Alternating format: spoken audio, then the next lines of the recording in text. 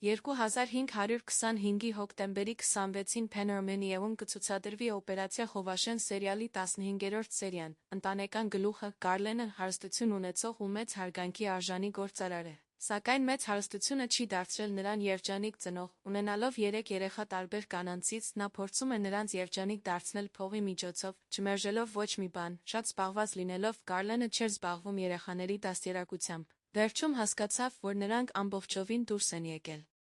վերահսկողությունից ու պետք է անհապաղ ինչ-որ միջոց ձեռնարկել, և ահա մի գեղեցիկ առավոտ նրանց տուն ներխուժում է հատուկ ջոկատը Գարլենի ու նրա ունեցվածքի ձերբակալման նպատակով, ձերբակալությունից խուսափելու համար նա հայտնում է ընտանիքին, որ պետք է փախչել ու թաքնվել անտառում, որ այդ օրվանից նրանք աղքատ են, կատարելով այս ծայրահեղ քայլը, Գարլենը հույս ունի, որ կյանքը առանց հարմարավետության ու փողի ինչ-որ կերպ կազդի երեխաների վրա, նրանք կհասկանան, որ կյանքում ոչինչ առանց ջանքերի չի տրվում, սերիալը